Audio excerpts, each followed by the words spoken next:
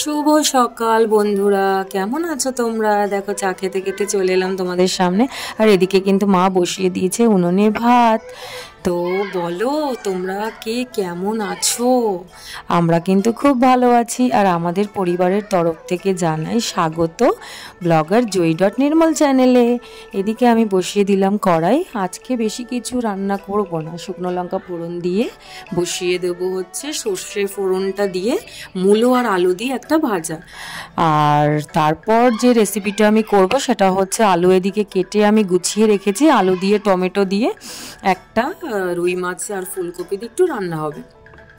বেশি কিছু আজকে করব না এই কারণেই, কেননা শ্বশুরবাড়িতে প্রতি বছরের মতন এই বছর আমি এসেছি। সরস্বতী ঠাকুর এক একটা এখানে মানে খুব ভালো হয়। আর মানে প্রচুর পরিমাণে মেলার মধ্যে অনেক কিছু থাকে, ভ্যারাইটিস রকম। তো সেগুলো দেখতে কিন্তু বড্ড ভালো লাগে, যেটা কলকাতায় কিন্তু দেখাই যায় না।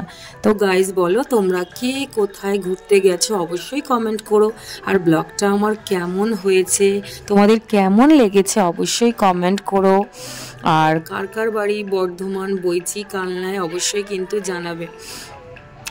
এদিকে তো প্রায় আমার রান্না কমপ্লিট, তোমাদের সাথে গল্প করতে করতে মশলাটা কষানো হয়ে গেছে। আর এদিকে আমি বসিয়ে দিলাম আলু আর ফুলকপি দিয়ে, জলটাও বসিয়ে দিলাম। তো এদিকে আমার রান্না কিন্তু মোটামুটি কমপ্লিট। হে গাইস, তো সব কাজ কমপ্লিট করার পর একটু রেস্ট নিয়ে আমি ঘুম থেকে উঠে ফ্রেশ হয়ে গিয়ে রেডি হয়ে বেরিয়ে পড়বো এবার একটু। আমাদের এই বর্ধমানে সরস্বতী ঠাকুর খুব বিখ্যাত হয়। তো বেশি দূরে আমি যেতে পারবো না, কাছাকাছি একটু যাব, ঘুরবো টুরবো তোমাদের সঙ্গে, তো সেটাও আমি কিন্তু শেয়ার করব। তো চলো যাওয়া যাক। টোটো বুক করে আমরা কিন্তু বেরিয়ে পড়লাম। এবার ভাবছি আমরা সোজা চলে যাব কালনায় শুনেছি খুব ভালো ভালো ঠাকুর হয়। আর সেখানে নাকি শুনেছি মেলাও হয়। তো চলো যাওয়া যাক। আমি, তোজোর বাবা আর এদিকে শুভ আমার ননদের ছেলে। দেখো এত ভিড়, জাক জমক, মানে এখানটায় কি বলবো, বিশাল বড় প্যান্ডেলে না ঢুকলে বুঝতে পারবে না এত সুন্দর ঠাকুর এদিকে কিন্তু হয়।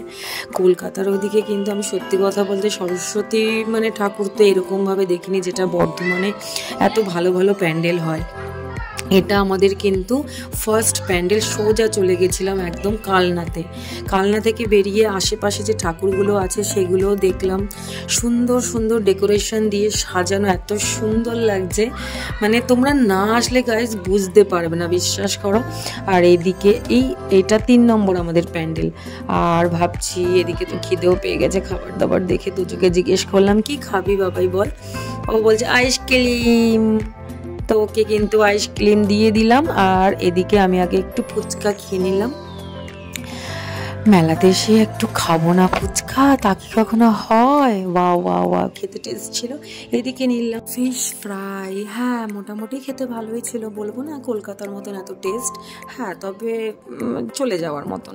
তো চলো এবার টোটো করে সোজা বাড়ি চলে যাওয়া হোক। আর ভালো লাগছে না সত্যি কথা বলতে। হে গাইস, তো আমরা কিন্তু ঘুরে চলে এলাম বাড়িতে। আর কারা কারা সরস্বতী পুজোয় কে কোথায় ঘুরতে গেছো অবশ্যই আমাকে কিন্তু জানিও। আর আজকের মতন আমি ব্লগটা এখানেই এন্ড করছি, দেখা হবে আবার নেক্সট ব্লগে। তো আজকের মতন টাটা, সকলে ভালো থেকো, লাভ ইউ অল।